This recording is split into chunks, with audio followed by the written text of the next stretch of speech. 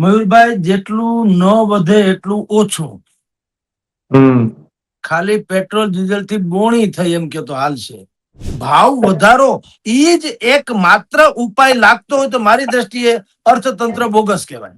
આ બધા રોદણા જે રૂવે છે, ઓઇલ કંપનીઓથી માંડીને મોટા મોટા ઉદ્યોગકારો, ઈ ખોટા રોદણા રૂવે છે. ખોટા શું કામ? એને કઈ ગુમાવાનું છે નહીં. ઈ તો ભાવ વધારો કરી નાખે. ભાવ વધારો કરો એટલે મારે ને તમારે જ મુશ્કેલી છે. ઈ વિકલ્પ જ નથી સાહેબ. આ બેવકૂફાઈ છે એક જાતની, એક જાતનો ત્રાસ પણ છે. મોંઘવારીનો હજી અણુબોમ્બ ફૂટવાનો બાકી છે. 2025-26 માં આપણું 174 અબજ ડોલર જે છે ઈ તેલ ખરીદવામાં વયા ગયા. ઓઇલ અહીં રાજકોટ થી શરૂ કરીને ત્યાં માળિયા હાટીના પહોંચ્યો ત્યાં સુધીની વાત કરું છું.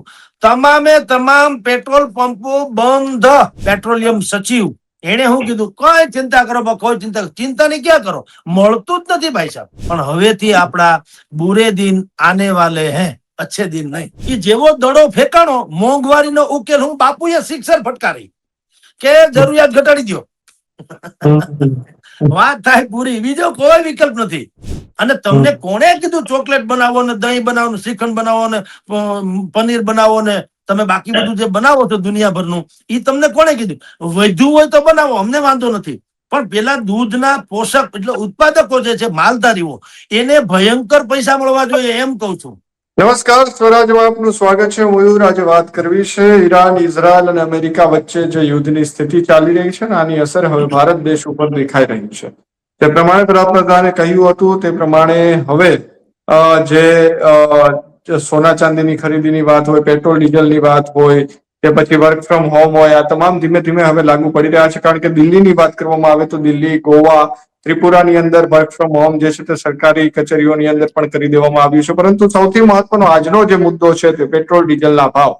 પેટ્રોલ ડીઝલ અને સીએનજી ના ભાવમાં અત્યારે વધારો કરવામાં આવ્યો છે. પેટ્રોલ ડીઝલના ભાવમાં 3 રૂપિયાનો વધારો થયો છે. ત્યારે હવે જે આ યુદ્ધની પરિસ્થિતિ છે તે આવનાર ભારત ઉપર શું અસર કરશે તેમને લઈને ચર્ચા કરવી છે. આપણી સાથે વરિષ્ઠ પત્રકાર જગદીશ મહેતા જોડાયા છે. સર, સ્વાગત છે સ્વરાજમાં આપનું. જી નમસ્કાર. સર, હાલ 3 રૂપિયાનો પેટ્રોલ ડીઝલનો વધારો કરી દેવામાં આવ્યો છે. આવનાર દિવસોમાં શું અસર ભારતની અંદર હવે થવાની છે? મયુરભાઈ, જેટલું ન વધે એટલું ઓછું. ખાલી પેટ્રોલ ડીઝલ થી બોણી થઈ એમ કે તો હાલશે. હજી અનેક, જો પેલા સોનું મોંઘું થયું, સરકારે 6% આયાત ડ્યુટી હતી એની 10% કરી, 6 થી 10. અને તમારી ચેનલમાં મેં ડોક્ટર હેમંત કુમાર શાહ એની ટાંકીને વાત કરેલી કે એને જે કેટલાક સોનેરી સલાહો આપેલી, એમાંની એક હતી ડ્યુટી વધારવાની, કે સોનું ન ખરીદવું એમ કેવા કરતા તમે ડ્યુટી વધારી દો. આયાત ડ્યુટી, પરદેશથી સોનું મગાવીએ, અત્યારે 6% છે. હેમંત કુમાર શાહે તો કીધેલું 100% કરી દો, 200% કરી દો. કારણ કે સોનું એના વગર મરી નથી જવાતું. સમજો, તમને પાણી, હવા, એ બધી દવા, એ બધાથી તમે આપણે એ અનિવાર્ય છે. સોનું એ અમુક પ્રસંગોમાં ઠીક છે, જરૂરી છે. પણ આવા વૈશ્વિક વાતાવરણમાં તમે કોઈને કહો તો ગળે ઉતરે ખરી, ભાઈ અમે અત્યારે સોનું નથી આપતા, કદાચ 2 વર્ષ પછી આપી કોઈ મરી ન જાય, બધા સમજી શકે છે. પણ મોટા ભાગનું સોનું જે શોખને ખાતર લોકો પહેરે અથવા તો બચતને ખાતર સોનું ખરીદીને બેંકમાં લગડી મૂકી રાખે, એવા જે લોકો છે એના માટે એમ કે હેમંત કુમાર શાહે કીધેલું કે ભાઈ તમે એની આયાત ડ્યુટી 6% થી વધારી 100 કે 200 કરી નાખો. ભલે ખરાબ લાગે લોકોને. યુદ્ધમાં જો everything is fair and war and લવ, પ્રેમમાં ને યુદ્ધમાં બધું જ સંભવ છે. અને અત્યારે આમ સરકાર પાસે મોકો પણ છે અને અત્યારે દેશની આવશ્યકતા પણ છે. તો એને 6 થી 10 કર્યું. સરકારે સોનામાં 6% થી ડ્યુટી, આયાત ડ્યુટી વધારીને 10% કરી. એને કારણે 11,000 રૂપિયા તોલે સોનું મોંઘું થયું અને ચાંદી કિલો એ 22,000 રૂપિયા મોંઘી થઈ. એટલે મોંઘવારીની શરૂઆત ત્યાંથી થઈ હતી એમ કઉ છું. રાઈટ? પછી સોના ચાંદી, પછી 2 દી પહેલા આવ્યું હતું અમૂલ અને મધર ડેરીએ દૂધના ભાવમાં વધારો કર્યો, જે સૌથી ખતરનાક ગણાય મારી દ્રષ્ટિએ. જીવન આવશ્યક ચીજ વસ્તુમાં કોઈ પણ ભોગે વધારો ન કરે એનું નામ બેસ્ટ સરકાર. કોઈ પણ ભોગે. અને હું તમને એના વિકલ્પે બતાવીશ કે ધારો તો સરકાર આમાંથી કઈક રસ્તો કાઢી શકે, હું વિકલ્પ પણ બતાવીશ, પણ જો ભાવ વધારો ઈ જ એક માત્ર ઉપાય લાગતો હોય તો મારી દ્રષ્ટિએ અર્થતંત્ર બોગસ કહેવાય. એવું ના હોય. આપણે નોકરી હોઈ ગઈ હોય તો કરકસર પછી બીજે વૈકલ્પિક આવકની વ્યવસ્થા, એનાથી બીજું એવું બધું વિચારતા હોય ને. ઘરમાં તમે એમ કહો કે એક કામ કરો, નોકરી નથી ને હવે આજથી ખાવાનું બંધ કરી નાખો, લાઈટ બંધ કરી નાખો, પાણી નહીં, એમ થોડું હોય ભલામણ. તો ઈ તો જંગલ જેવો કાયદો થયો. એટલે લીટરે 2-3 રૂપિયા વધારે, 2 રૂપિયા વધારે લીટરે મધર ડેરી ને અમૂલ ડેરી, બરાબર. ત્યાર પછી વારો આવ્યો પેટ્રોલ, ડીઝલ અને સીએનજી ગેસનો. પેટ્રોલ ડીઝલમાં 3 રૂપિયા અને સીએનજી ગેસમાં 2 રૂપિયા વધ્યા. હજી આ અલ્પ વિરામ છે, હજી બધું વધશે ચારે કોર, દરેક પ્રકારના. અને આની અસરમાં પણ બધી જ મોંઘવારી વધવાની. પેટ્રોલ ડીઝલ મોંઘા થાય ને મયુરભાઈ, આપણે જાણીએ છીએ. એક રાજ્યમાંથી બીજા રાજ્યોમાં જે શાકભાજી, ફળ ફળાદી થી માંડીને ખાદ્યાન્ન એટલે અનાજ, એની જે હેરફેર થાય, ટ્રાન્સપોર્ટિંગ, ડીઝલ પેટ્રોલ મોંઘું થાય એટલે ઈ પણ મોંઘું થવાનું. ઈ મોંઘું થાય એટલે એની ઉપર બધી ચડત બળત, પૈસા હવની કમિશન બાજીથી માંડીને નફાખોરી ને બધું ભેગું કરો, સરવાળે કન્યાની કેડે ભાર આવે એટલે નાગરિકની માથે જ આવે.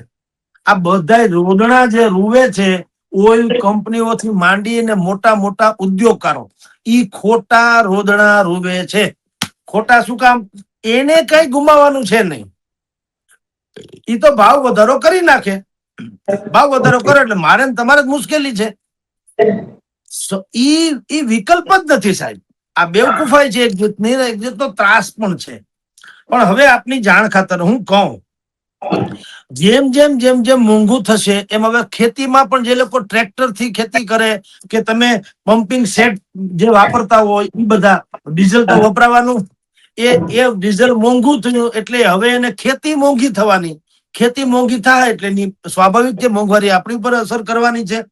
પછી સાર્વજનિક પરિવહનમાં જે બસ, ઓટો રિક્ષા થી માંડીને બધું છે, સિટી બીજા ખાનગી વાહનો, હવે ઓટો રિક્ષા વાળા અત્યારે જે ભાવ લેતા હોય, હવે ડીઝલ ના ભાવ વધી ગયા એટલે ઈ પણ કહેશે કે ભાઈ ભાવ વધી ગયા એટલે એ તમને મને જ મુશ્કેલી પડવાની. ટૂંકમાં તમામ ગરીબ અને મધ્યમ વર્ગ, આ બેને ભયંકર સહન કરવાનો વારો હજી શરૂ થયો છે. કઉ છું, હજી તો પરાકાષ્ઠા બાકી છે. 3 રૂપિયા લીટર પેટ્રોલ ડીઝલ ના વધ્યા ને, હજી અર્થશાસ્ત્રીઓ કહે છે, મારા તમારા જેવા લોકો નહીં, અર્થશાસ્ત્રીઓ કહે છે કે ઓઇલ કંપનીઓને દર મહિને 30,000 કરોડનું નુકસાન જાય છે. સરકારી ઓઇલ કંપનીઓને પર ડે 1,000, એક દિવસના 1,000 કરોડનું નુકસાન જાય છે, મહિને 30,000 કરોડનું નુકસાન જાય. એટલે હજી પેટ્રોલ ડીઝલમાં લીટરે હજી પણ તમારી જાણ ખાતર 28 રૂપિયા પેટ્રોલ ને 32 રૂપિયા ડીઝલ લીટરે વધારવા પડે એમ છે. જો આ ડખો ચાલુ રહે તો યુદ્ધનો કોઈ અંત ના આવે તો આ વાત છે. યુદ્ધનો અંત આવી જાય તો ભાઈ માણા કે ને ભલું થયું ને ભાંગી જંજાળ, સુખેથી બચશું હરિગોપાલ, તો જાન છૂટે. પણ અત્યારે ડોનાલ્ડ ટ્રમ્પ જે છે રશિયા ગયા છે, ચીન ગયા છે. હવે ચીનમાં એનું હવે જે કઈ મીટિંગ ચીટિંગ થાય ને, હજી બજારમાં કઈ હારા વાવડ તો આવ્યા નથી. ભગવાન કરે ને હારા વાવડ આવે તો જાન છૂટે, કારણ કે ઈરાનને ચીન મદદ કરે છે, તમારી જાણ ખાતર. તો ચીન અને એને અમેરિકાએ પાછું કોઈ આમ બાવળ જ વાવ્યા, તો એને તો કોઈ દિવસ ક્યાંય આંબા તો વાવ્યા નથી અમેરિકાએ. ચીનની ઉપર દાજ કાઢવામાં એને કઈ ખામી નથી રાખી. તો ચીને પાછું ગદ્દારીમાં ચરમસીમા છે. વિશ્વના તમામ દેશોમાં અગર ગદ્દારમાં ગદ્દાર શિરોમણી કોઈ હોય તો એ ચીન છે, જેની અરે કદાપી ભાગીદારી કોઈ કાળે સંભવ નથી. એને નેશન ફર્સ્ટ ની વાત છે, વિસ્તારવાદી છે, એટલે ઈ કોઈનું હકારે નહીં. એના દેશને ફાયદો થતો હોય તો જ આ ભણવાના, નહીતર નહીં ભણે. ઓકે, આ સંજોગોમાં ડોનાલ્ડ ટ્રમ્પ અને જિનપિંગ જેની ચર્ચા ચાલે છે, જો મેળ પડે તો ઠીક, નહીતર મેં તમને થોડાક સમય પહેલા જે અગાઉ વાત કરી એવી રીતે મોંઘવારીનો હજી અણુબોમ્બ ફૂટવાનો બાકી છે. અને સૌથી મોટો ડખો શું છે, આપણી પાસે રિઝર્વ ફંડ જેને કહેવાય, દરેક દેશ પાસે પોતાનું એક રિઝર્વ અનામત ભંડોળ હોય છે, વિદેશી ખાસ કરીને. એ વિદેશી અનામત ભંડોળ આપણું હવે બહુ નિમ્ન સ્તર ઉપર છે. તમારી જાણ ખાતર સૌથી વધુ હું થોડાક આંકડા આપું એટલે ખબર પડે આપણે ક્યાં છીએ. ચીન પાસે 3,751 trillion dollar, trillion dollar, 3,751. Japan પાસે 1,383 ટ્રિલિયન ડોલર. સ્વિટ્ઝરલેન્ડ અરે રશિયા પાસે 758.7 અબજ ડોલર. ભારત પાસે 690 અબજ ડોલર.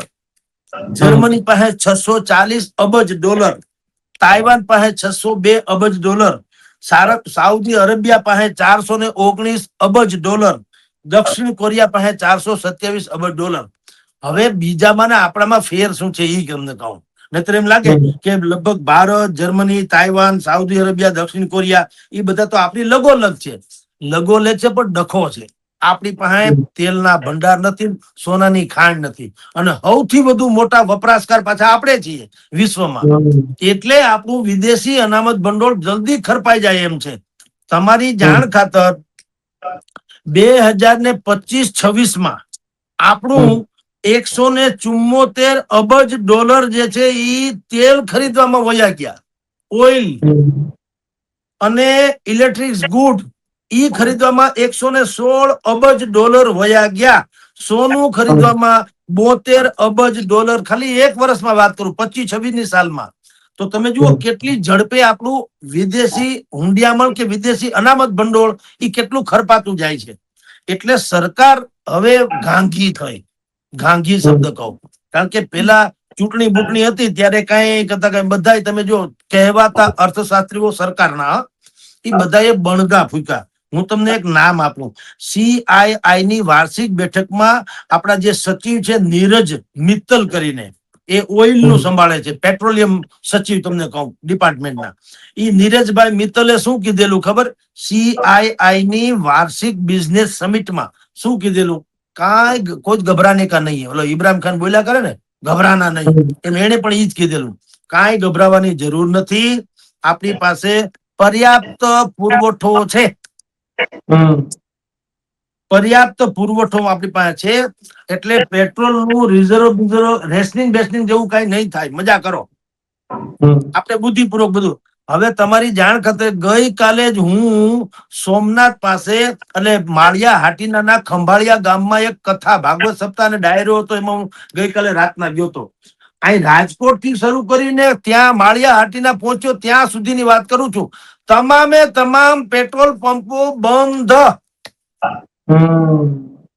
આછી લાઈટો ચાલુ અને લખ્યું પેટ્રોલ. જે પુરાવા આવે ને એને શું કે છે, હોન્ડા વાળા આવ્યા તો કીધું 100 રૂપિયાનું પૂરી દઉં, વધારે નહીં.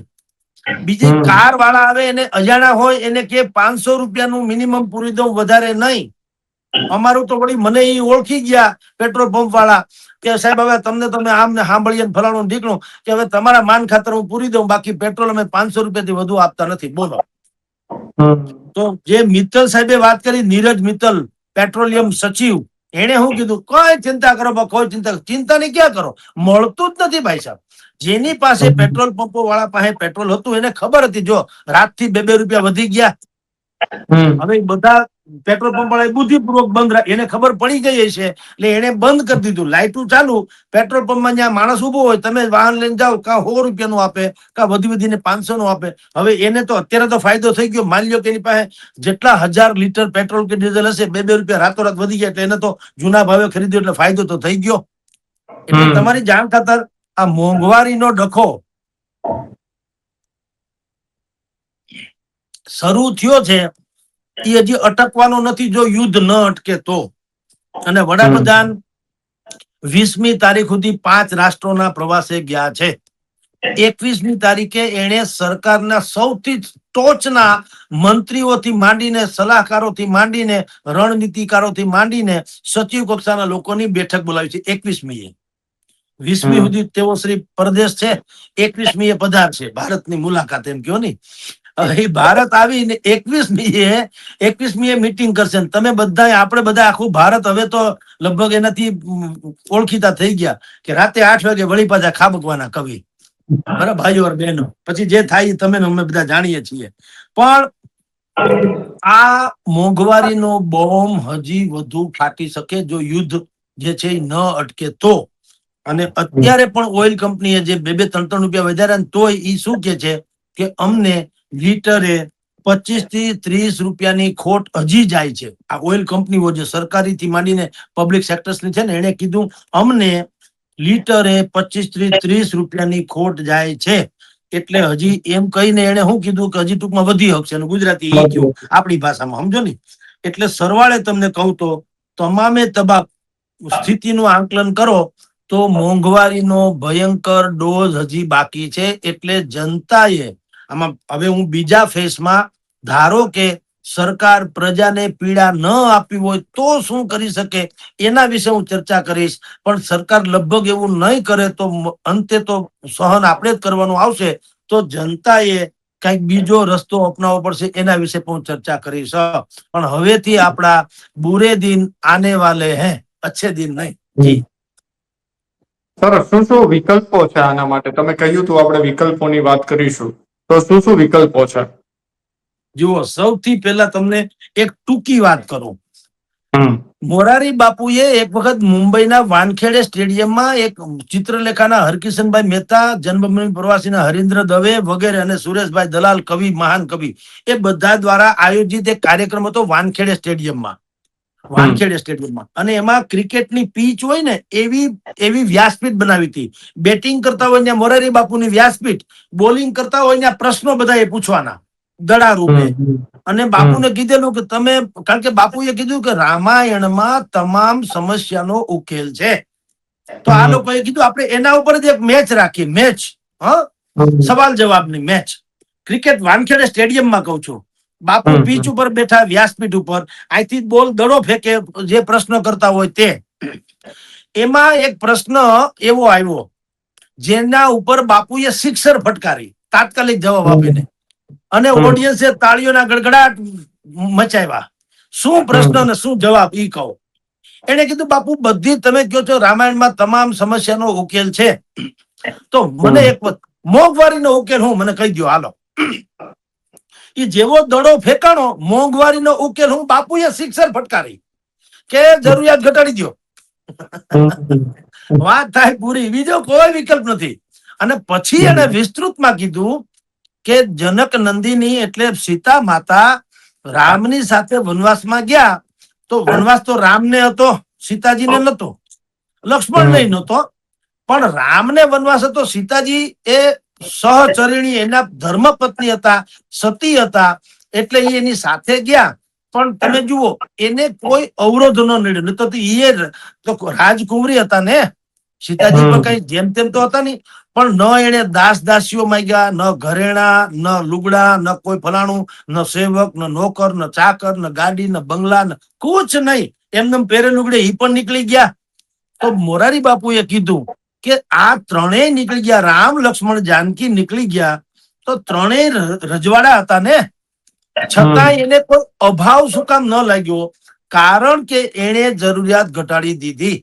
માં જાનકીએ શું કર્યું?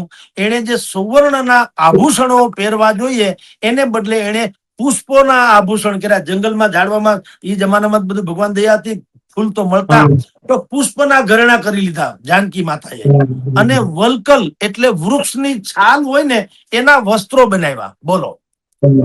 અને ચાખડી તો ભરતજીને રાખી હતી એની ગાદી ઉપર, એટલે પગમાં કઈ પહેરવાનું હતું, એટલે પગે એવા બનાવી લીધા જમીનને અનુરૂપ કે કઈ લાગે કારણે નહીં. અને ન્યા ઝૂંપડી બાંધીને રહ્યા. ટૂંકમાં એને ન નોકર ચાકરની ફિકર કરી, ન ઘરેણાની ફિકર કરી, ન ભોજન પ્રસાદની ફિકર કરી, ન અલંકારોની, કોઈ કુછ નહીં. બધી જરૂરિયાત ઘટાડી દીધી. એટલે એને લેશ માત્ર એને જંગલમાં મુશ્કેલી ન પડી. એમ કહીને મોરારી બાપુએ કીધું કે અત્યારના યુગમાં, આ હું વાત કરું પાછા 20-25 વર્ષ પહેલાની છે, પણ અત્યારે પ્રાસંગિક છે કે મોંઘવારી ભયંકર છે ને તમે, એટલે કે વિપક્ષો, કોંગ્રેસથી માંડીને બધા વિપક્ષોથી માન્ય મોદી સાહેબને ગાળું દે, પ્રજાએ ગાળું દે, બધું કરે, પણ એનાથી કઈ દળદર નહીં ફીટે. એમ કહું, એને ગાળું દેવાથી સરકાર મોડી જાગી છે ને બહુ દેર કદી મહેરબાન આતે આતે ને એ બધું ઠીક છે, પણ મેળ નહીં પડે. પેટ્રોલ રાતના વધી ગયા કે નહીં 2 રૂપિયા, મારે તમારે દેવા પડશે કે નહીં વધારાના, અને હજી વધશે. તો વિકલ્પ શું? તો યા તો જરૂરિયાત ઘટાડો અને અથવા તો જે સરકારે નિયંત્રણો મૂકે છે એમાં રહેવા ટેવાઈ જાઓ, છૂટકાઈ નહીં. તમારે પાણીમાં રહીને મગર આરે વેર કરવાથી મેળ પડશે નહીં. આ તો મેં તમને એક પ્રજાએ કરવા જેવો ઉપાય સૂચવો, પણ એના કરતા વધુ સરકાર એક ઉપાય કરી શકે એમ છે મયુરભાઈ, અને ઈ જેને કરવો જોઈએ. હું તો એમ માનું છું, આપણે કઈ અર્થશાસ્ત્રી નથી એટલે હું તો ગોફણીઓ ઘા મારું છું, હો, ગામઠી ભાષામાં. પછી સાચું ખોટું રામ જાણ લાગે ભાગે લોહી નિધાન, પણ હું તમને કહું શું થઈ શકે. જુઓ, આપણા દેશમાં જેટલી મોટી મોટી કંપનીઓ છે, પબ્લિક સેક્ટર થી માંડીને ખાનગી સુધી, ઈ કંપનીઓને સરકારે સવલત આપવામાં કોઈ કચાશ છોડી ન હોય. દાખલો આપી દો, રિલાયન્સ ઇન્ડસ્ટ્રીઝ છે જામનગરમાં, રિફાઇનરીઝ છે પેટ્રોકેમિકલ્સની, એશિયાની સૌથી મોટી છે, બરાબર. ઈ બધું એમાંથી કાઢી કાઢીને વેચે છે, નફો કરે. આપણને ઈર્ષા નથી કે સરકારે એને જમીન આપી, એને રોડ રસ્તા આપ્યા, એને કનેક્ટિવિટી આપી, બાકી બધી વ્યવસ્થા કરી દીધી, બધું સાચું. તો એમ ના કહીએ કે રિલાયન્સ વાળા કે ભાઈ અમારો હક છે ને. ભાઈ તમારું જમીન છે, સરકારે તમને વ્યવસ્થા, પણ દરિયો તમારો નથી, દરિયો અમારો છે, તમે એમાં ઘૂસ્યા છો, સમજી લ્યો.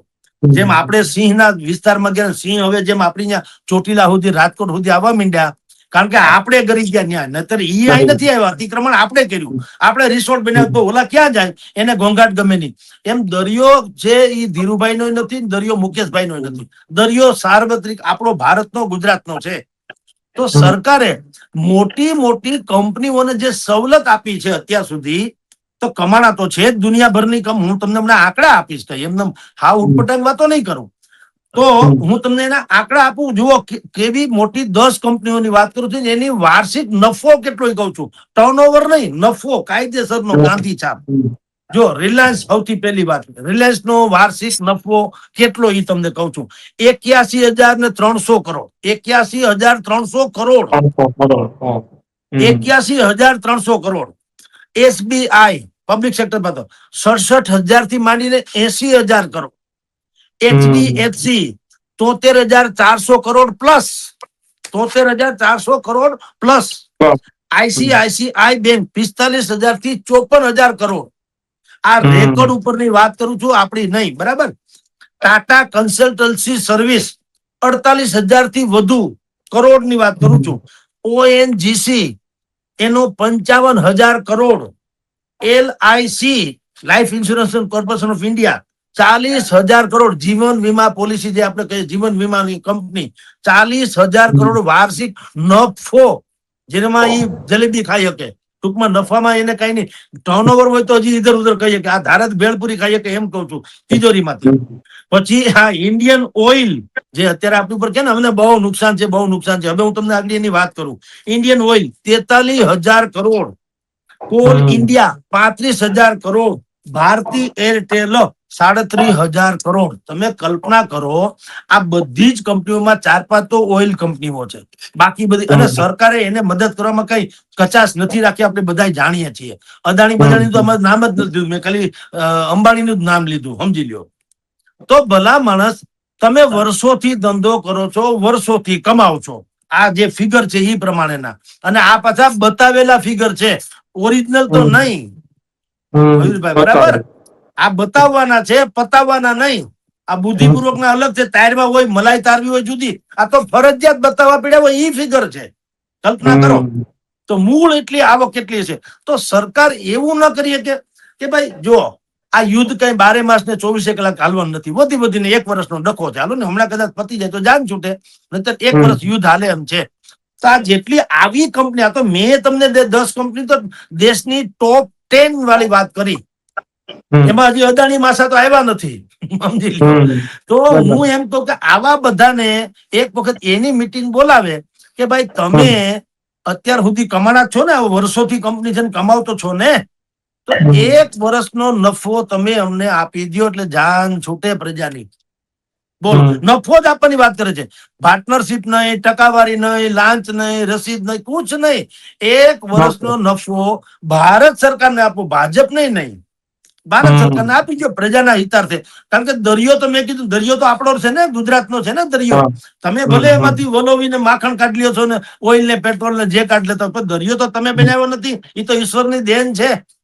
એવી રીતે જે પ્રાકૃતિક સંસાધનો એટલે જે જમીન, જંગલ વિસ્તાર, દરિયો, પાણી, રોડ, રસ્તા, કનેક્ટિવિટી, તમને સરકારે મદદ કરી કારણ કે તમે કરોડો અબજો રૂપિયાનું રોકાણ કર્યું. ધન્ય હો તમને.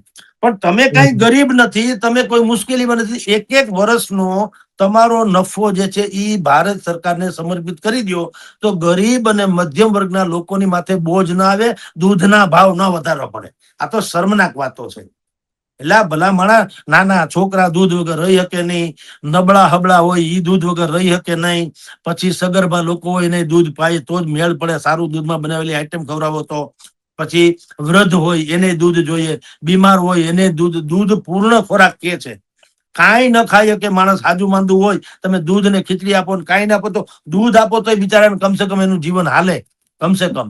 તો એવા ભાવ વધારવા પડે એ તો ગજબ. તો અમૂલ કંપનીને કયો તમે અત્યાર સુધી કઈ કમાણા જ નથી ભલામણ, અને કેદી તમે સસ્તું કરી દીધું ઈ કયો. હાલો અત્યારે મોંઘવારી છે કોઈ પણ હિસાબે, દર ઉનાળે આવો ઉલ્લુ બનાવે છે આપણને કે ભાઈ ઘાસચારો ઘટી ગયો, તડકો વધી ગયો, ઘાસચારો લીલું ઘાસ ઘટી ગયું છે એટલે ઘાસચારો ઘટી ગયો એટલે દોવાના જે દૂધના ઢોર છે ઈ પણ હવે પાકડા થઈ ગયા એટલે દોવાતા નથી, અથવા તો દૂધનું ઉત્પાદન ઘટી ગયું માટે 2-2 રૂપિયા કે 1-1 રૂપિયા વધારું. હાલો તમારે કબૂલ ઉનાળામાં તો ચોમાસું કોઈ દી આવ્યું નથી. તેથી મફતમાં ઘાસ ઉગે છે ને બધા ચારીને ટેટા જેવા થઈ જાય છે ઢોર વાળા, તો તેથી કા તમે ઘટાડતા નથી. અને તમને કોણે કીધું ચોકલેટ બનાવો ને દહીં બનાવો ને શ્રીખંડ બનાવો ને પનીર બનાવો ને તમે બાકી બધું જે બનાવો છો દુનિયાભરનું એ તમને કોણે કીધું? વધ્યું હોય તો બનાવો, અમને વાંધો નથી. પણ પેલા દૂધના પોષક એટલે ઉત્પાદકો જે છે માલધારીઓ એને ભયંકર પૈસા મળવા જોઈએ એમ કઉ છું. આ જે અત્યારે મળે છે એના કરતા 3 ગણા એને મળવા જોઈએ, અને એટલું જ સસ્તું દૂધ મને તમને મળવું જોઈએ. પછી જે વધારાનું દૂધ છે, કારણ કે બધું દૂધ આપણે નથી પી શકતા એટલું, તો વધારાનું દૂધ તમારી પાસે હોય એનું તમે બીજી મિલ્ક પ્રોડક્ટ બનાવો ચોકલેટ અને પરદેશ વેચો, ત્યાં ક્યાં પૈસાની તાણ છે. પણ હમણારી ઉપર હું કામ સિતમ ગુજારો છો? એટલે મેં તમને 2 સુઝાવ આપ્યા. પેલો સુઝાવ આપણો જનતાનો આપ્યો મોરારી બાપુને ઉલ્લેખીને કે ભાઈ હવે બીજું, કારણ કે સરકાર સમજે કે તંત્ર સમજે કે અમૂલ ડેરી એ કઈ સમજે એવું લાગતું નથી. તો થાય શું, તો આપણે એમને સહન કર્યા કરવા કરતા થોડીક જરૂરિયાત ઘટાડી દઈએ. પણ એ તો આપણી નૈતિક વાત થઈ. સરકારે આ જે મેં 10 કંપની તમને આપી છે એ 10 થી એવી તો પાછી હજારો કંપની છે. આ તો મેં ખાલી નામ જો તમને ટોપ 10 ની વાત કરી છે, તો હજારો કંપનીમાં માઇક્રોસોફ્ટ કાંઈ હજી તો કેટલી નથી આવી સમજી લો, જેની કિંમત બેસુમાર છે ને જેની પાસે પ્રોપર્ટીનું કોઈ જિંદાલ કંપનીનું નામ જ નથી. જેના જિંદાલ કંપનીના માલકણ છે એ તો વિશ્વની જે સૌથી વધુ સમૃદ્ધ મહિલાઓમાં એનું નામ છે, એનું તો આમાં ક્યાંય જિક્ર નથી સમજી લો. તો હું એમ કઉ છું કે સરકારે એવી કંપનીઓ જે બેસુમાર જેને કહેવાય આવક રળે છે, એક તો એને કેવું જોઈએ કે 1 વર્ષનો નફો ભારત સરકારને સમર્પિત કરી દો. પછી યુદ્ધ ન થાય, શાંતિ થઈ જાય, તેથી વળી પાછળ તમે 1 વર્ષમાં કાન ખજૂરો ને 1 ટાંગો તૂટી જાય કે લંગડો ના હાલે. એમ આટલા વર્ષોથી તમે કમાવ છો ને 1 વર્ષનો નફો તમે દઈ દો કે તમારી કંપની ડૂબી ન જાય. આમથી તમે ડૂબો કે તમે અમથા તરી ગયા તો અમને હું તાર્યા તો નહીં. તમે તરી ગયા હંધા ટેસડા કરો છો, પ્રજાને તો કઈ મેળ ના પડ્યો. આ પહેલો ઉપાય. બીજો ઉપાય જે છે, આપણે સંયુક્ત આરબ અમીરાત યુએઈ જેવા જે ખાડી દેશો કહેવાય છે, મિડલ ઈસ્ટના દેશો, ઈરાન સહિતની વાત કરું છું, એની ઉપર ઓઇલની આપણે એના સિવાય છૂટકા નહીં. એમ જેમ કે અત્યારે હોર્મુઝ સ્ટ્રેટ જેમ કે બંધ થઈ ગયો તો આપણે મોત ના દી, તો આપણે વૈકલ્પિક વ્યવસ્થા ઉભી કરવી જોઈએ. રશિયા, વેનુઝેલા, બ્રાઝિલ, અમેરિકા એની પાસેથી કઈક જો બુદ્ધિપૂર્વકના સંબંધો રાખ્યા હોય તો ત્યાંથી ભલે થોડુંક આના કરતા મોંઘું પડે પણ મળે ખરું. અત્યારે જે સિચ્યુએશન છે, મેં તમને હાજે કીધું અહીંથી સોમનાથ સુધી માળિયા હાટીના સુધી હું ગયો, બધાય પેટ્રોલ પંપ રાતે જ બંધ હતા. હવે એવું તો ન થાય, વેલા મોંઘું તો મોંઘું પણ મળે તો ખરું. આ એક બીજો ઉપાય કે બીજા દેશો સાથે આપણે સંબંધ રાખી, અને અત્યારે સરકારના છે ખરા પણ હંજા જેવા, કારણ કે અસર તો મેં તમને કીધું હાઈવે પર બતાવી થઈ ને. નહીં તો ન થવું જોઈએ, પણ મુંજાતા નહીં, તમારે ઓઇલ તમને મળી જાય. અને કંપનીઓને કહે કે 1 વર્ષનો તમારો નફો છે એ હાટે ભલે ઘટી જતો પણ તમારે પ્રજાને કઈ ફેર પડવો ન જોઈએ. તો ટૂંકમાં વ્યવસ્થા હોત તો થઈ ગયું. ત્રીજું, એક્સાઇઝ ડ્યુટીમાં ઘટાડો કરવાની વાત છે. સરકાર ધારે તો 10% કે એનાથી વધારે એક્સાઇઝ ડ્યુટી ઘટાડી નાખે તો પ્રજાને ઉપર બોજો ઓછો પડે અથવા તો ન પડે. તમારી જાણ ખાતર લોકસભાની ચૂંટણી હતી, જ્યારે લોકસભાની ચૂંટણી ત્યારે સરકારે આવું કર્યું હતું. એને શું કરેલું, એને ડ્યુટી હતી ને 2-2 રૂપિયા લીટરે ઘટી ગયા હતા ભાવ પેટ્રોલ ડીઝલના. પહેલી વખત એક્સાઇઝ ડ્યુટી ઘટાડી દીધી હતી ક્યારે, અને 2024 ની વાત કરું છું. લ્યો 2024 2-2 રૂપિયા લીટરે ઘટી ગયા હતા, કારણ કે કેન્દ્ર સરકારે એક્સાઇઝ ડ્યુટી વેટ કે જે કહેવાય છે એ ઘટાડી દીધી હતી. અત્યારે તમારી જાણ ખાતર એક્સાઇઝ ડ્યુટી પેટ્રોલ ઉપર 13% હતો, એ ઘટાડીને 10 રૂપિયા ઘટાડ્યા તો 3 રૂપિયા થઈ ગઈ, અને ડીઝલ 10 રૂપિયા ડ્યુટી હતી એ ઘટાડીને 0 કરી નાખી હતી. 2024 ની વાત કરું છું. તો ટૂંકમાં સરકાર ધારે તો કરી તો શકે જ છે, એ કરી શકે છે. એને કારણે પ્રજાની ઉપર માર નતો પડે. પણ હું કામ, ત્યારે હતી ચૂંટણી. આપણી પછી એવું છે ને, ચૂંટણી જેવું કોઈ પર્વ નથી મોટું, એટલે તો થઈ શકે. બાકી તમે એમ કહો પ્રજાને કહો હવે તમે ગમે એમ કરીને સહન કરો, એવું ન હાલે. એટલે એક બીજો ઉપાય મેં 3 પહેલા મેં આપણો કીધો કે આપણે જરૂરિયાત ઘટાડી દો. બીજું, આ કંપનીઓ જે જાયન્ટ કંપનીઓ છે એની પાસેથી નફો છે, એને સરકારે આપી છે ને, સસ્તી વીજળી, સસ્તા ભાવે જમીન, 90 વર્ષના પટ્ટે, અને ટેસડા કરે છે. તો એમાંથી એને કેવું જોઈએ કે ભાઈ 1-1 વર્ષનો નફો તમે સમર્પિત કરી દો. ત્રીજું, આપણે અન્ય દેશો પાસેથી પણ ઓઇલ જેવા જે વસ્તુ ઉપર આપણે પરાવલંબી છીએ એ વસ્તુ મળે, એની એક વ્યવસ્થા મોટે પાયે કરવી જોઈએ. ચોથું, એક્સાઇઝ ડ્યુટી ઘટાડી નાખવી જોઈએ, જેથી કરીને તમારા મારા જે સામાન્ય માણસો ઉપર ટૂંકમાં અસર ન પડે.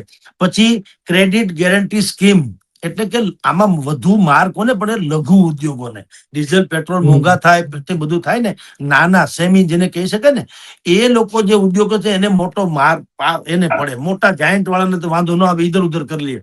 તો એના માટે થઈને એક નવી સ્કીમ સરકારે જાહેર કરી છે, સ્પેશિયલ, કે ભાઈ અત્યારે આ પરિસ્થિતિ છે એટલા માટે આ ગેરંટી સ્કીમ, કે એને ટૂંકમાં ઓછા વ્યાજે અથવા નહિવત વ્યાજે અથવા તો નિર્વ્યાજ એવી એને રકમ મળવી જોઈએ, પ્રોત્સાહક, કે એના ધંધામાં રોકી શકે, ધંધા પડી ન ભાંગે. પછી થોડી ટેક્સમાં પણ છૂટછાટ આપવી જોઈએ, જેથી કરીને પણ થોડુંક હળવાશ રહે. પછી જે આપણી પાસે બફર સ્ટોક હોય છે, અનાજથી માંડીને ઓઇલ સુધીનો બફર સ્ટોક તો હોય છે. જેમ રિઝર્વ ફંડ હોય છે, એમ રિઝર્વ સોનું હોય છે, એમ રિઝર્વ અનાજ, રિઝર્વ પેટ્રોલ બધું હોય છે, કે યુદ્ધ જેવા હાલાત સર્જાય તો આપણો દેશ છે એ પડી ન ભાંગે. એ બફર સ્ટોકમાંથી પણ અત્યારે આપણને લાગે છે કે બીજું કઈ વિશ્વયુદ્ધ આમ ફાટી નીકળે એવું નથી. આ 2 જણા બાંધે છે, સમાધાન ન થાય તો આપણે વ્યવસ્થા બીજી સરકાર ધારે તો કરી શકે, પણ એ બફર સ્ટોકમાંથી થોડુંક લીક કરે અથવા તો થોડોક એમાંથી વિતરણ વ્યવસ્થામાં મૂકે તો પણ બજાર ભાવ થોડાક જળવાઈ રહે. પછી કેટલીક નિકાસ ઉપર પ્રતિબંધ મૂકી દેવો જોઈએ. હાલ પૂરતો જયારે આવી સ્થિતિ સર્જાય ત્યારે તમે બધી અનાજથી માંડીને તમારી પ્રોડક્ટને જે તમે પરદેશ મોકલો છો, હાલ તુરંત થોડોક સમય પ્રતિબંધ અથવા નિયંત્રણ, હાવ પ્રતિબંધ નહીં તો નિયંત્રણ. બીજું, આપણે વ્યવસ્થા શું કરવી જોઈએ? આપણે જે બ્રિક્સ દેશો જે છે, બ્રિક્સ દેશો જેના સંગઠનના આપણે સદસ્ય છીએ, પછી G7 માં આપણે સદસ્ય છીએ. આ વિશ્વના રાષ્ટ્રોના એક મોટા મોટા સંગઠન હોય, જે બધા સફારી શૂટમાં ફોટા નથી પડતા, પાછળ ના દેશના ધ્વજ પતાકા હોય, રામ રામ મળે ને હરામ બરોબર કઈ હજી સુધી થતું હતું. ગ્લોબલ વોર્મિંગ ને એવા બધા વિષયો ઉપર આ બધા મળે શાહી ઠાઠથી, અને ખાઈ પીને તાગડધીના કરીને છૂટા પડે. એના કરતા એ બ્રિક્સ દેશો છે, G7 જેવા દેશો છે, જેમાં ભારત સદસ્ય છે, ભારતે એમાં આપણા ડિપ્લોમેટિક વ્યવસ્થા કરી એ લોકોને કેવું જોઈએ કે કોઈ સાહેબ બે બાંધે ને છૂટા પાડો યાર. આ તો કોઈ વિધિ મુકતા નથી તો જાન છૂટે. જે ઈગો ક્લેશ હોય તો કોકનું ક્યાંક તો ઉપજણ હોય, ન હોય તમારું ધોઈ પીવા તમને કરવા હું સમજી લ્યો. આ બીજો 6થો 7મો વિકલ્પ છે. હજી એક બીજો વિકલ્પ છે કે ભારત સરકારે રશિયામાં ને યુએઈમાં જેમ આપણે કર્યું અત્યારે આપણા રૂપિયાથી ખરીદી થઈ શકે, ન્યાના ચલણથી નહીં, આપણા રૂપિયા. હા, એટલે ડખો અત્યારે છે પીંજણ હું ડોલરનું 91 રૂપિયા જેવું ડોલર, $1 91 હવે 95 થઈ ગયા. અત્યારે આપણા 95 રૂપિયા બરાબર અમેરિકાનો $1, એટલે મોંઘું પડે છે. એને બદલે સરકારે રૂપી, રૂબલ, દિરહામ, એ જે વિદેશી ચલણો જે છે એને બદલે આપણા રૂપિયાથી વ્યવહાર થઈ શકે. ત્યાં પણ જેમ નેપાળમાં આપણા પૈસાથી થાય છે, નેપાળમાં આપણો રૂપિયો હાલે છે, એમ વિશ્વના અનેક દેશો જ્યાં આપણે કહેવાતી મિત્રતા છે એની સાથે એવા સંબંધો રાખવો છે કે આપણા રૂપિયાથી ન્યા થાય તો આપણને વિદેશી હુંડિયામણ જે છે એની અછત ઓછી વર્તાય. પછી આપણે રિન્યુએબલ એનર્જી એટલે ગ્રીન હાઉસીસ એટલે તમારી જાણ કરતા ઇલેક્ટ્રિક વાહનોથી માંડીને ઈ પ્રકારની વાત કરું છું. સોલાર સિસ્ટમ થી માંડી વીજળી પેદા કરીએ, સૂર્યમાં ભગવાન દયા છે, ઈશ્વરની કૃપા છે, કાવડિયા લેતા નથી, સૂરજનું ક્યાંય બિલ તો આવતું નથી. બાકી બધાનું બિલ આવે છે, આપણે પીજીવીસીએલ નું નામ નથી, સુરજ માસા ક્યાં કોઈમાંથી બિલ મોકલે છે? મારા તમને વરસાવે છે કૃપા. તો સોલાર સિસ્ટમ થી વીજળી પેદા કરીને આપણે એનર્જી ઉત્પન્ન કરવી જોઈએ. અને ઇલેક્ટ્રિક વાહનોની વાતો બહુ થાય છે, પણ એના પમ્પિંગ સ્ટેશનો બરાબર નથી. તો એ થઈ જાય તો ઇલેક્ટ્રિક વાહનો જે છે એનો તરફ વધારો કરવો જોઈએ. અને ઇથોનોલ જે વાપરવાની વાતો ગડકરી સાહેબ કર્યા કરે છે પેટ્રોલ ડીઝલમાં, એને થોડોક એનો ટકાવારી વધારવી જોઈએ. કે ભાઈ તમે 20%, 30%, 40% નાખો તો વાંધો નહીં, તો ઇથોનોલ નાખે તો એ બને સસ્તામાં સિદ્ધપુરની જાત્રા. આ બધી વાતો જો આપણે કરીએ અને વેર હાઉસીસ બનાવીએ, ચારે કોર વેર હાઉસીસ એટલે ગોડાઉન પ્રકારના, જેથી કરીને ન કરે નારાયણ અને યુદ્ધ ફાટી જ નીકળે અને માથાકૂટ બહુ થાય ને વિશ્વ આખું અત્યારે વિશ્વના 72 દેશોમાં ડખો છે. એમાં કઈ આપણું ભારત એક નથી. પણ માની લો કે બહુ મોટે પાયે અણુયુદ્ધ જેવી પરાકાષ્ઠા સર્જાય તો આ વેર હાઉસીસ જો આખા દેશમાં ઠેર ઠેર વેર હાઉસીસ હોય ગોડાઉન જેવું, તો પુરવઠો તમને 2-3 મહિના સુધીનો હોય તો તમને સ્થાનિક લેવલે પુરવઠો જળવાઈ રહે અને દેશમાં ઉત્પાદ ન મચે. આ આપણી ગાંડી ગેલી ભાષામાં સમજણ આપેલી વાતો છે. આપણામાં બુદ્ધિથી ન હોય એવું નથી, એ તો મહા ખેપાની છે. પણ જો અમલમાં મૂકે સાહેબ તો અત્યારની સ્થિતિ છે એને નિવારી શકાય અને આપણે આરામથી મોંઘવારીનો પડકાર ઝીલી શકીએ. જી મયુરભાઈ. સર, અત્યારે લોકોમાં એક ચર્ચા છે અને ખૂબ અત્યારે આ બાબતે અત્યારે ચર્ચાઓ તેજ બની છે કે દેશની અંદર એનર્જી લોકડાઉન છે તે આવવાની શક્યતાઓ છે. તો એનર્જી લોકડાઉન તમને શું લાગે છે, આવી શકે ખરા? લગભગ શક્ય ખરા. જો યુદ્ધ લંબાય તો બધું જ શક્ય છે. તમે લખી રાખજો, યુદ્ધ લંબા. આ બધું જો અને તો ઉપર છે. જો અમેરિકા અને ચીન અત્યારે જે વાટાઘાટો ચાલે છે, ડોનાલ્ડ ટ્રમ્પ ત્યાં ગયા છે, આજે એનો લાસ્ટ ડે છે. જો એમાંથી કઈક ફળદાયી વાત નીકળે તો જુદી વાત છે, નહીતર આ એનર્જી વાળી વાત છે એમાંય પાછું બીજું છે. આ તો ઠીક છે, પાગલપનની ચરમસીમા ડોનાલ્ડ ટ્રમ્પને જો અણુ યુદ્ધ ફેલાય તો તમારી જાણ ખાતર આ તમે હું વાત કરીએ ને એ સર્કિટ પણ ખોટકાવાની. આપણે ભારતે સેમી કંડક્ટર ને આ બધું શરૂ કર્યું, બધી વાત સાચી છે, પણ હજી આપણે જોઈએ એવા નથી. એમ તમે સમજી લો, પાવરફુલ હજી બોણી કરી છે એમ કહ્યું તો હાલે. તો ઈ બધું ખોટકાય તો આ સર્કિટ બધી ખોટકાઈ જાય. મોબાઈલ ને આમ તેને બધું જે કઈ અત્યારે તમે હું ચર્ચા કરી છે, આપણા બધા ડાયરા સાંભળે છે, આપણને સાંભળે છે મોબાઈલમાં, એ બધું પૂરું ધબોય નમાહા. ઈ પણ સંભવ છે. એટલે સરકાર શું કરે છે આપણે ખબર છે, એને ધારે કોશિશ કરે છે બધી કે ભાઈ આવું, કારણ કે એ તો એની પાસે તો બધી જ છે, સામદામ દંડ ભેદ થી માંડીને બધી પ્રક્રિયા છે, પણ સંભાવના નકારી શકાતી નથી. જો યુદ્ધ લંબાય તો હવે હમણાં તમે જો કોટક મહિન્દ્રા બેંકના ચેરમેન ફાઉન્ડર મેમ્બર હતા ઈ અને ઉદ્યોગપતિ હતા, એને હમણાં વાત કરી હતી ને કે દેશમાં બહુ બુરી એટલે બુરે દિન આને વાલે હે. એને ચોખ્ખું કીધું હતું. હા, કે ભાઈ બહુ ખરાબ દિવસોની હું આમ આહટ વર્તાઈ રહી છે, માટે કે ને સમય વર્તો સાવધાન. આપણે બધાએ પોતપોતિકા ઘર પ્રમાણે, દાખલા તરીકે પેટ્રોલ ડીઝલનો ઓછો વપરાશ કરીને આપણે રિક્ષામાં કે સિટી બસમાં જવાની એમાં કાંઈ વાંધો નથી, ટ્રેનમાં જવાનો વાંધો નથી. બિનજરૂરી ખર્ચાઓ એ બચાવો, હાથમાં થોડીક રકમ રાખો, હાજા માંદા થયા હોય શું થાય. નોકરી ધંધા છે તો કાલે સવારે આ બધું વર્ક ફ્રોમ હોમ ની વાતો આવે. તમે આ વીજળી વાળી વાત કરી છે, એનર્જીની સ્ટ્રાઇક થાય, 100% સંભાવના છે ને છે જ. જો યુદ્ધ લંબાય તો 100%, યુદ્ધ ન લંબાય તો જ આમાંથી રાહત છે, લખી રાખો. પણ હજી સુધી કોઈ એવા હારા વાવડ મળ્યા નથી કે યુદ્ધ ન થાય. 99% બે શું છે, બેઉ બળિયા બાતે વળગ્યા, કૃષ્ણ કાળીનાગ નાથ્યો, એના જેવું છે. કોઈ પીછેહટ કરવા માંગતા નથી. આ પકડ મુજે જોર આતા હૈ. બેયમાં એવું છે, અમેરિકામાં છે, ઈરાનમાં છે, અને બાકીના જે રાષ્ટ્રો એને એકબીજા મદદ કરે છે, એ બધા પણ પાછા બળતામાં ઘી હોમવા વાળા છે. એટલે ચીને દાજ ઉતારે છે અમેરિકા સામે. હવે કોઈને કોઈનું આધિપત્ય ગમતું નથી. હમ ભી કુછ કમ નહીં હે એવું બતાવવાની હવે સિસ્ટમ ગ્લોબલ વર્લ્ડ થઈ ગયું છે. હવે એવું નથી કોક એક જ છે એ, હા અંકલ સેમ, જેને અમેરિકા કહેતા અંકલ સેમ, એટલે કે આખા દવા દુનિયાનો દાદો. હવે એવું કઈ છે ને, હવને દાદાગીરી કરવી છે. એટલે બધું મયુરભાઈ જો અને તો ઉપર છે. જો યુદ્ધના હાલાત નહીં ટળે તો તમે ને મેં ન ધારી હોય એવી મોંઘવારી, ન ધારી હોય એવી સ્ટ્રાઇક, એનર્જી સિસ્ટમ વાળી થી માંડીને બધું ડીઝલ, પેટ્રોલ, અનાજ ઇત્યાદિ બધો જ આપણે સહન કરવાનો વાર આવશે, જેવો આપણે કોરોનામાં સહન કર્યો હતો, લોકડાઉન જેવી સ્થિતિ, એવું ડખો સંભવ છે. જી ખૂબ ખૂબ આભાર સર, સ્વરાજ સાથે જોડાવા. જી નમસ્કાર.